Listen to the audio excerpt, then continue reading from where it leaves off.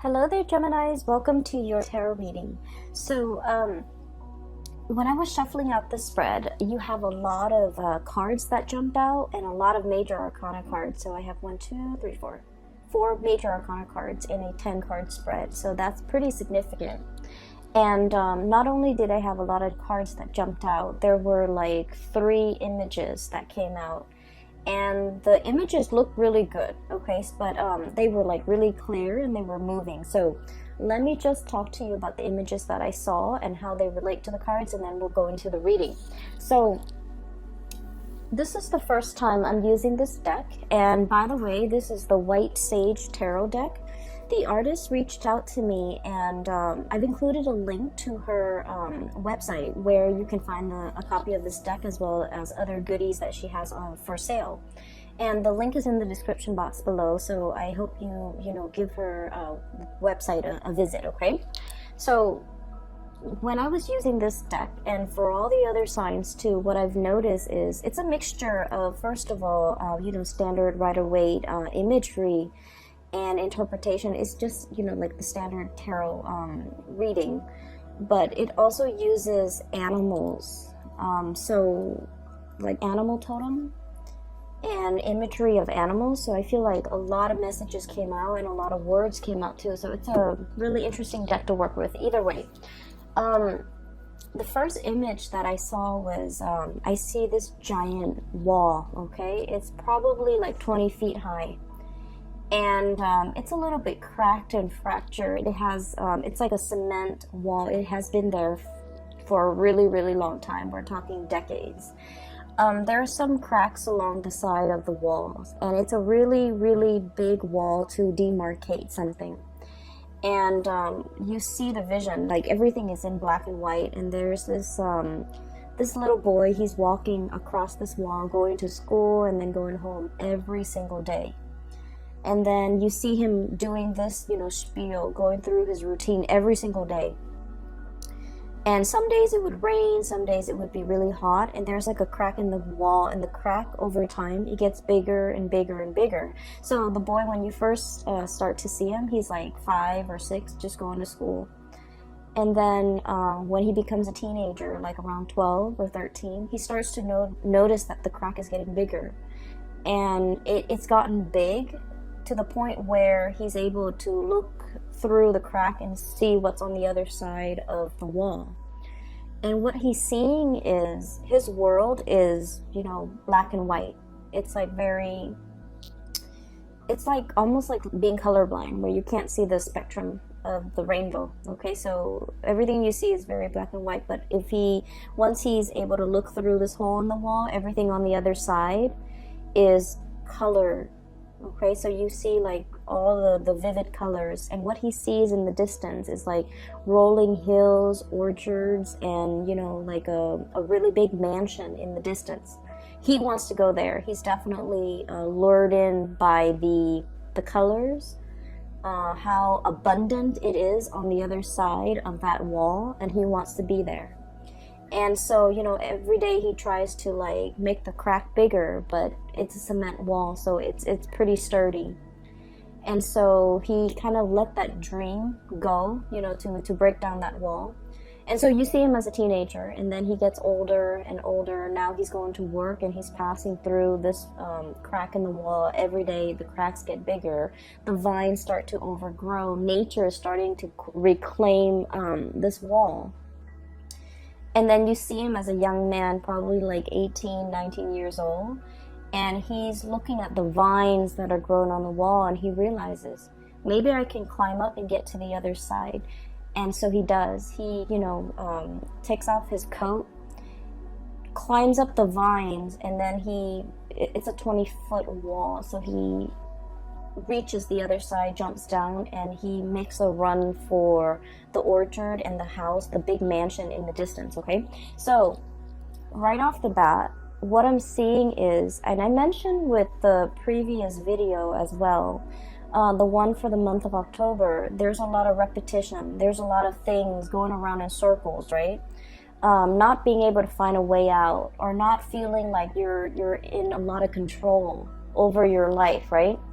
So I feel like this message for this month is definitely in opposition to what I felt for the month of October, where you are creatively problem solving. You're trying to get yourself out of a situation, and you're able to, utilize your problem solving skills in order to get you where you want to be.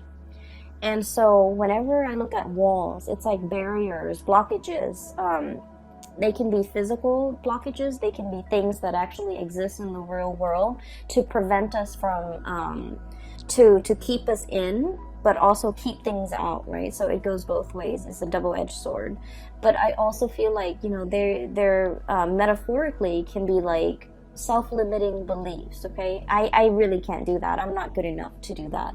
Or even situations where there has been distance, there has been a rift, or you can't really fathom how to get where you want to be because of these blockages that might be real, might be perceived, might be imaginary, that is standing between you and the object of what you are going for, okay? And time has a way of breaking down these walls, okay, as you see in this imagery, where it's like the passage of time, okay, realizing that we're in a situation that is not ideal, that is very routinized, that is very monotonous, like it's like a revolving door. And knowing and understanding that it's a revolving door and that we're wasting a lot of time. And so you're making a break for it, okay? You're utilizing your free will in order to change a situation.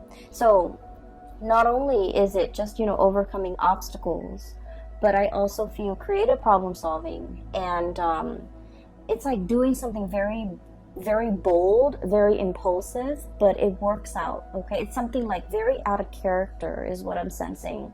But in the end, it works out, okay? So that's the first message. And this message is, I feel like it's linked up here with the first three cards, okay? So let me talk to you about the cards. So we have the Devil. And the Devil deals with temptation, okay? So in this deck in particular, it's definitely, it's like I'm hearing payout, okay? So it's this fruit in the tree is the snake that is coiled around it. So if somebody reaches up for that fruit, it's going to get bitten, okay? So whatever it is, there's an element of allure, there's an element of temptation, and there's also a forewarning when it comes to danger, okay?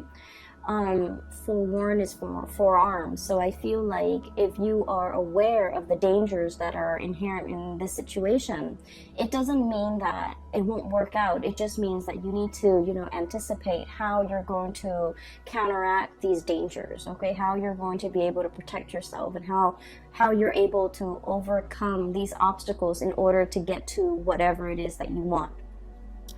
The colors on the other side of that wall is very vivid. It's very like the colors are like, it's like Technicolor. They're the hues, the spectrums are very, very vivid. And so I feel like there's definitely something that is very eye-catching, that is catching your attention, that is drawing your attention, and it's kind of like beckoning you to come towards it. And I feel like for many of you, this is definitely career opportunities, okay? We have here Three of Pentacles. This is a situation where we can apply our skills, where we can take on more responsibilities, where we can coach other people, where other people come to us for advice, come to us for counsel, or even come to us because we are kind of like the expert in our fields, okay? So this is a card about consultation. And we're going from the Three of Pentacles to the Four of Pentacles. And the Four of Pentacles is usually like we have a finite amount of resources. And the Pentacle suit deals with, money, tangible things, assets, and things of value. So I feel like there's a major opportunity here for some of you guys to gamble, to to bet on something, to invest in something. And it's all very, very speculative, okay? So once again, when it comes to like financial speculation, okay, making like educated guesses or making smart investment, it definitely requires a lot of research. It requires a lot of preliminary, you know, background work in order for the venture to pay out. So I feel like there's a situation here and you have a finite amount of resources and you're not sure where to devote your resources. And I feel like some things are a big risk and others are very I want to say the risks are a lot lower. And so I feel like normally you guys are normally very risk adverse, okay? So I do sense like in this situation, what it like, it's like what you see is not always what you get. So I feel like there's going to be some huge payout too, okay? But once again, there are inherent dangers with speculation, right? Like we're not always 100% sure how things are going to pan out. So it's really important for you to do your research and to make sure that whatever you get yourself into, that you come prepared, okay? So I definitely feel income generating opportunities here where you're able to like multiply or even double or triple your income. And then I also feel as well the need to come into a situation very, very prepared, okay? With these two cards, what I do sense is right next to each other. The Three of Pentacles is consultation. The Four of Pentacles is holding back, okay? I feel like there's somebody here who is a little bit like, it's almost like you're not really sure if you can trust them, okay? So should you reach out and consult them, or should you, you know, like, should you offer your expertise, your skills, and your guidance, or should you hold back? So I feel like there's a situation here where things are very, very opposite. Like the energy is very opposite. There's a temptation here to either reach out, or there's a temptation to hold back.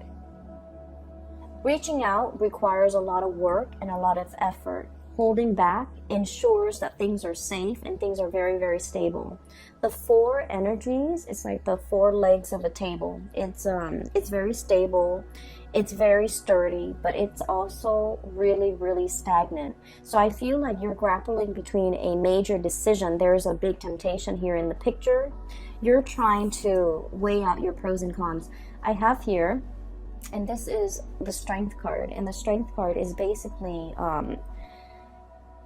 with this card in this deck is not the standard Rider-Waite interpretation. I feel there is that infinity symbol up there, okay? So it's like wanting to make the right decision. Not only is it like the right thing, but morally right, okay? Wanting to do the right thing, wanting to balance things out, wanting to like I feel like fix a situation or really understand all the inherent risk involved before you make a decision, okay? So you're operating from a space where you're not really making a move. You're testing the waters, you're assessing, you're scouting, or you're just trying to get a lay of the land, or trying to get like your bearing before you act, okay? So this is a card about deep contemplation, but coming from a space where you want to be responsible. You want to do not only what is right, what is expected of you, but what is also morally right, okay? So I feel like there's a situation here where Three of Pentacles, consulting, reaching out, exchanging in ideas, and, you know, opening up that channel of communication. It seems to me like it could be very, very burdensome, okay? It seems like emotions and feelings and thoughts are wound up very, very tight. And there's something here that is so neatly packaged, okay? Is wound up really, really tight. It is very burdensome, and it's hard for you to know how to extract yourself from it. It's hard for you to know, where do I even begin to unravel it? Where do I even start? Where's the beginning, where's the middle, and where's the end? So I feel like there might have been, for some of you, a really, really complicated situation that you're trying to resolve. And you're not sure. It's like biting off more than we can chew, and then not knowing, you know, what to do, like spit it out or just, you know, swallow it. Like, I feel like it's a situation where it's like we've already gotten ourselves into it. We've already it's like too late to back out, but at the same time, it's more work to continue, like sunk cost. Okay, a lot has been invested in it, and there isn't an easy way out. There isn't also an easy way to drop it either. So I feel like you're in a situation where you feel like reaching out, consulting, trying to plan for this situation might be a little bit more trouble than it's worth. Okay, and then on the other hand, what I see is with this Four of Pentacles, holding on very, very tightly to things. Okay, all the sand dollars are sinking into the quicksand. Okay, so let me show you. Four of Pentacles. It is very much about stability, but it's also about stagnancy, things sinking. Okay, it almost screams to me like a situation that is going downhill. We're holding on to it because it could be very comfortable. And a lot of the times I'm getting this imagery where you're kind of like, if you've been in it for so long, you don't notice that it's sinking. Okay, you don't notice that you're standing in quicksand. If it moves really, really, really slowly and the changes come about in such a minute way, you don't notice it until a long period of time has passed. Okay, sort of like that image that I saw, the passage of time. The cracks in the walls get bigger. The vines start to overgrow, and like nature starts to reclaim itself. Like I feel like there's definitely something that is sinking and disappearing. Yeah, disappearing, sinking into the quicksand, disappearing. And so the more that you put off, or the longer that you put off, the more it's going to disappear. And at the end of it, all you're going to get left is not these pentacles, but just, you know, the imprint in the sand. Okay, like a disappearing act. So I definitely feel you're conflicted about a decision, and you're conflicted, excuse me, about a waiting too long, taking too long, and having something kind of disappear out of sight. Okay, what we have here is the Queen of Swords, and this could be your energy, Gemini, as an air sign. This is the card of Aquarius, Gemini, and Libra. Okay, when I first saw this card, the thing that really stood out is not so much the blue eyes, but the moon in the background, the crescent moon. Okay, it seems almost like an eclipse to me. So somebody in the interim, if we're taking our time, if we're taking too long, it indicates an eclipse situation where somebody might be eclipsed out of your life, where somebody might turn very, very icy and very, very cold and very distant, and they're kind of like on the move. Okay, this is very menacing. Usually this card, you know, it's not menacing, but in this deck it's almost like somebody who's on the prowl, somebody who's a predator, an energy that's very predatory, and an energy that's of somebody who is like you know, like almost like night vision. They have such strong insights, and they can see through. It's almost like having x-ray vision. They see through everything. Okay, it's somebody who's very discerning, who's very, very sharp, and they can be extremely intimidating to deal with, just because nothing passes or nothing goes unnoticed. Nothing passes through, and they see and they hear everything. So it's somebody with, like, you know, highly in tune senses. Okay. But I definitely feel an element here about, you know, eclipsing somebody, disappearing. Okay, so that's like the first image. There are two more. Let me try to remember. Oh my gosh, so I can't remember now. Let me see if I've taken notes here. Okay. So the whole concept about, you know, the eyes, okay, like turning cold and things like that, it's also as well echoed in this this card. We have here the Magician, sleight of hand. Okay, covering something, concealing something, And it's almost like creating a distraction in front of the audience so that they're seeing what you want them to see. So I feel like for some of you, this could be your energy, where you're dealing with somebody who's a performer, or you feel like you're putting on a show. You feel like at work, I have to be this way, and then at home, I have to be this way. And so I almost feel like role playing, somebody who's putting on a show, or somebody who's like going through the motions and pandering to an audience. I have to be like this with this person. I have to be like that with that person. I have to be like this. And with Gemini, you guys are already like the split personality. It is really, really important for you to realize who you are on the inside.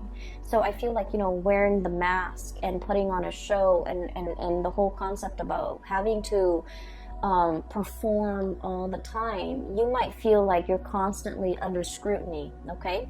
This is like surveillance, okay? Like it gives me like a very strong performance anxiety, having to pander to people, having to keep ourselves in check, having to behave a certain way, mainly because we are being watched, we are being noticed, we are under scrutiny. And this can be as well at work, where you're just feeling as if you have to perform, you have to reach certain quotas. Your subordinates' performance or actions or demeanor or behavior is a reflection of you, and vice versa. The end product that whatever it is that you produce in the work environment is a huge reflection of you. So I feel almost like a situation where you feel like you're under scrutiny, or you feel like you're in the limelight, and you feel almost like you have to cater to what other people want. And I mentioned before, and I never finished that train of thought, so sorry. With Gemini, it's really important for you to find your center, because your energy is very bipolar already because of that twin, duality. And so it's important for you to know who you are. It's important for you to not have to put on these masks when you're dealing with different types of people. And it's important for you to show your true self and not have to feel like you have to conceal any part of yourself when you're dealing with other people. Because in the process of concealing yourself as a dual sign, also as a mutable sign, you guys are very changeable. So from one day to the next, you're constantly in flux. Your value system, whatever you feel is important, I feel like you can bend rules. You can bend rules to fit a situation, okay?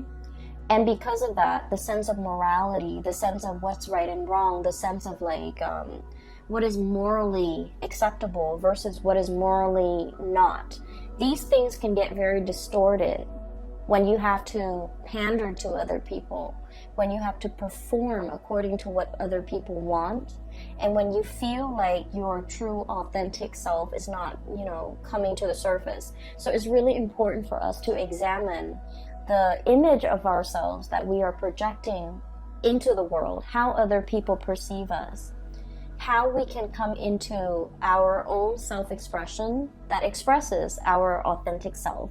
So I feel like there's a lot here about somebody who is trying to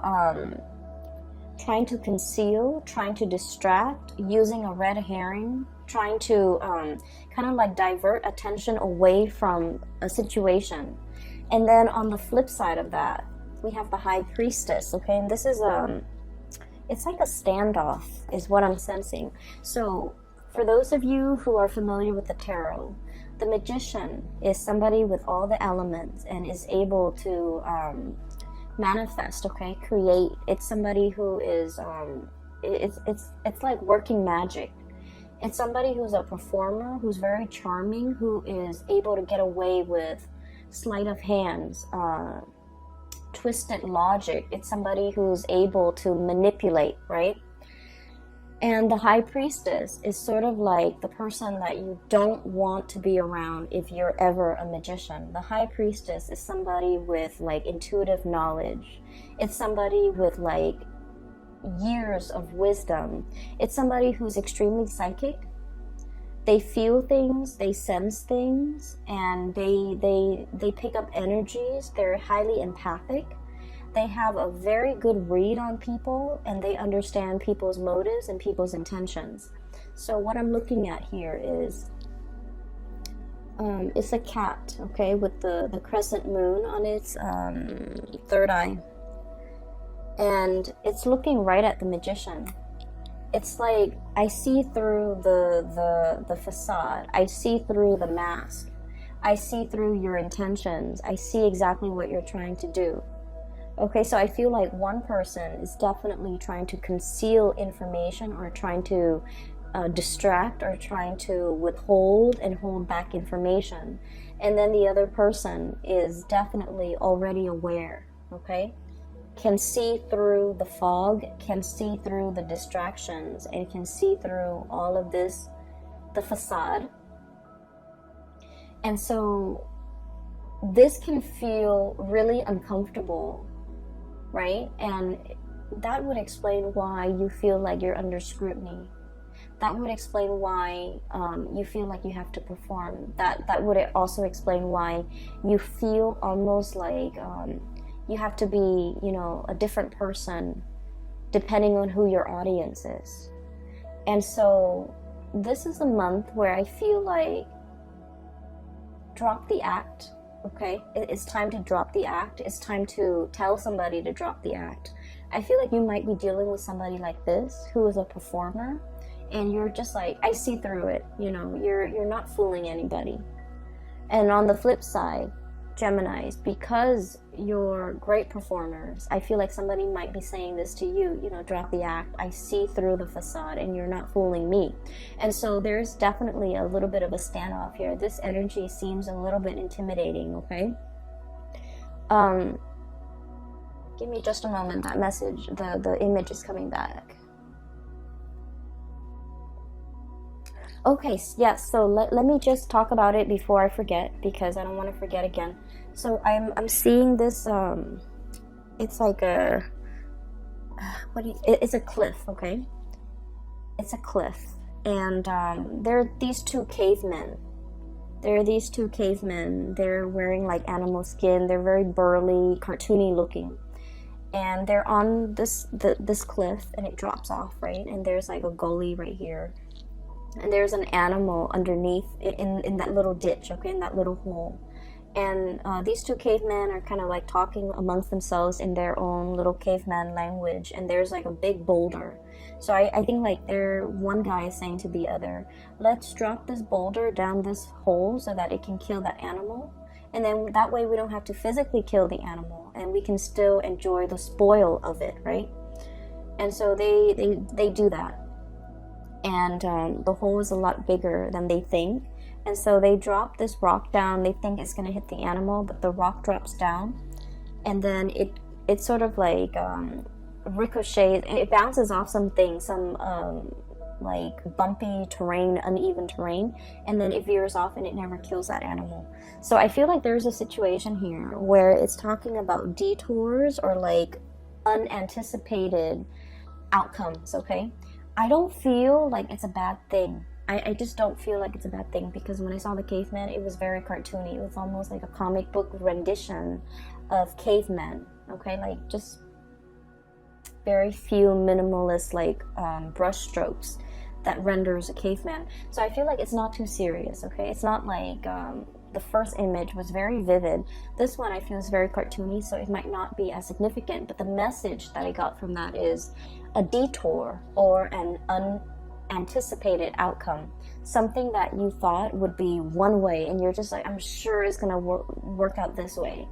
It has a different effect, okay? And what I'm seeing here is it's actually going to work in your favor, all right? So going back to this performance, I honestly feel like it might be you, Gemini, where you feel like I'm almost feeling and seeing like somebody walking around on eggshells. Somebody is like hypersensitive or hyper vigilant. Somebody who's picking up like the nonverbal cues in human interactions really well. And so if somebody's like upset, you're gonna feel very anxious, and you're gonna feel like you need to walk around on eggshells around them. And then if you're feeling like that they're sad, you might inadvertently pick up their feelings. But either way, I'm seeing like you feel like you have to watch yourself around a certain person, and it's not allowing you to be your authentic self. Okay, so here's what I'm sensing. There's definitely a big decision that you are making for this month, and hence we have like, the 4 major arcana cards coming in that indicates a lot of big events are happening, and big events are kind of like, it's like things are converging, right? So what we have here is your energy as an air sign being very decisive. This animal's got, I don't know what it is. I don't know what kind of animal it is. Some type of a feline. It's got a sword on its back. So this is like gearing for battle, approaching a situation and not backing down, right? You've made up your mind. You're going to be decisive about something. And this is like getting ready to strike. Okay, so this is a very predatory type of an energy. Getting ready to strike. The eyes are narrowing in on the prey, on a situation, on a person. And if animals could talk, it would be, almost like, let me give you a piece of my mind, okay? It's an energy that is very directed, a little bit forceful, strong, and just really direct, very blunt, okay? I feel like there's a situation here where you are behaving like this, or you're anticipating a standoff or a clash, or like communication even with a person that might exhibit these traits. Okay, I'm seeing somebody who has turned a little bit cold. Okay.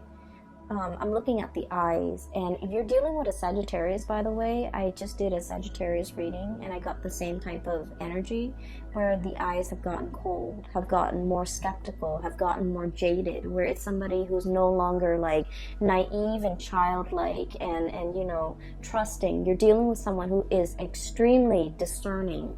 So if you come at them with any type of a weakness, or any type of hesitation, or any type of like uncertainty, they're not going to bite the bait. So they want someone who is sincere, precise, and strong. Okay, what I'm seeing here is there's a situation, there's a lot of fear in this interaction. Somebody wants to approach you, and they're very, very scared about your reaction. They feel like you might have already turned your back. They feel like you might have already cast them out of your life. Likewise, you can be feeling this way towards another person, where you have already cast them out of your life, or they have already cast you out of their life, so it's a vice versa energy, and you're hesitant and trepidatious, especially about approaching this situation. And what's really standing between the two of you is this burden, okay? Things that have gotten really messy, things that have been, bunched up, not very well thought out, entangled, messy, just difficult to extricate from. Okay, so there is a situation here where it's like you're a little bit nervous about approaching this situation, or somebody is very nervous about approaching this situation with you. And I feel like one person feels that the other person has turned their back and moved on. One person is scared that the other person is upset and is getting ready to, slice. And then the other person is like, either way, it's a situation where there is a lot of blockages in between the connection. Okay? And so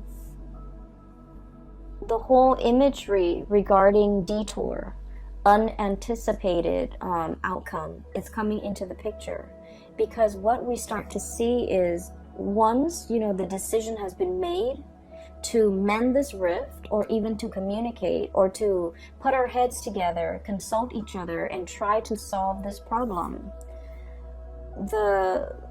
the wands start to unravel, okay? The ribbons start to come off.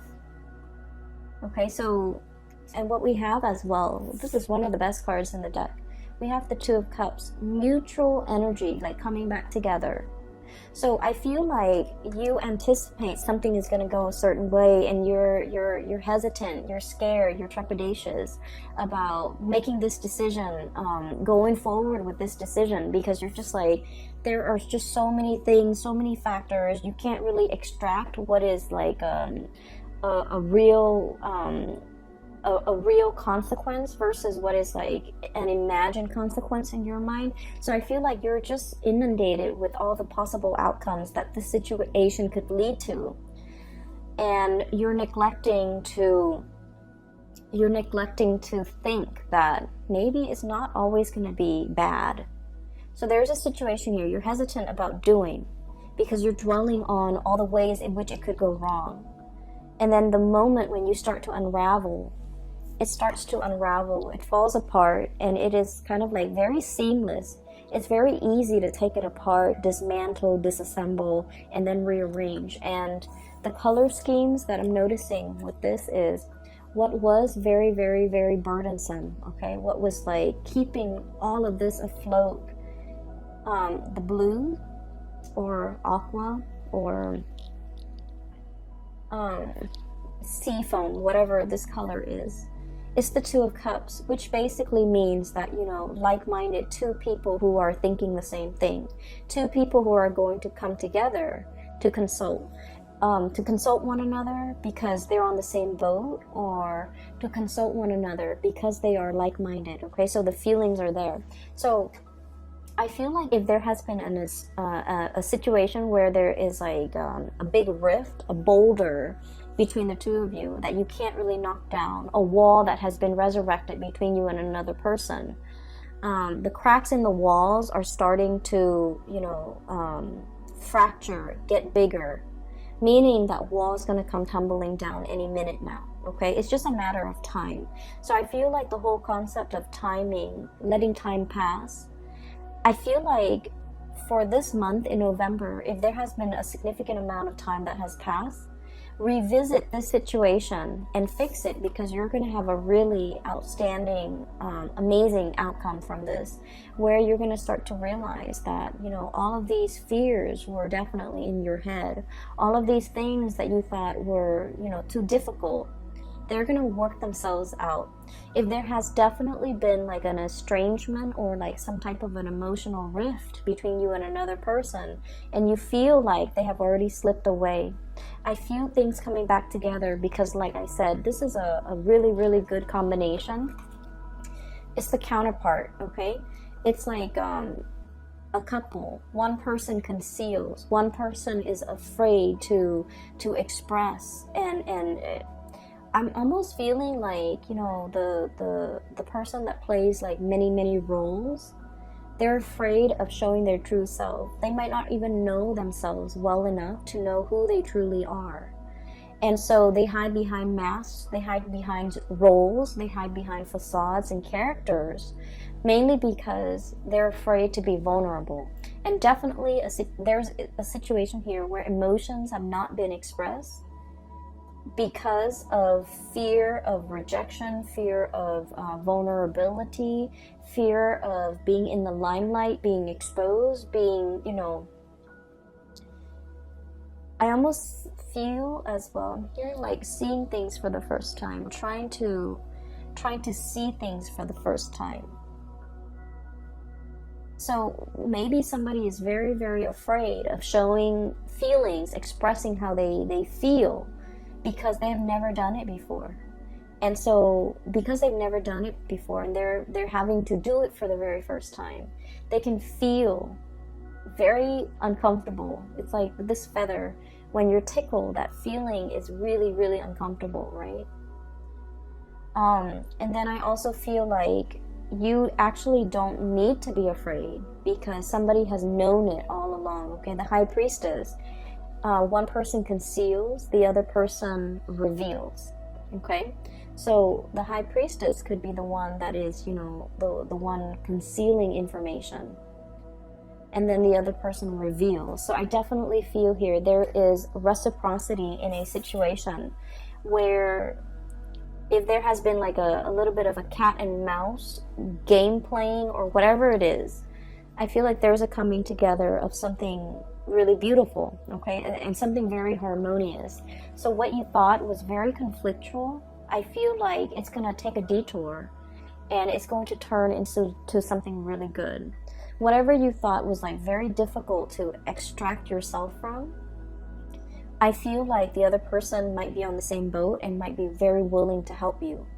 And then whatever you thought was like messy and unchangeable and just, you know, difficult to resolve, I feel like there's harmony at the end of that resolution. All it is calling for you to do is to be very decisive, okay? To not like waffle back and forth and you know, like one foot out the door. It requires like swift, fast, predatory type of, you know, take a pounce on something, take a stance, and just, you know, kind of slice through that facade, okay? So I feel like you have some swift decisions that you need to make. You need to be quick on your feet here because something is slipping away, okay, Geminis?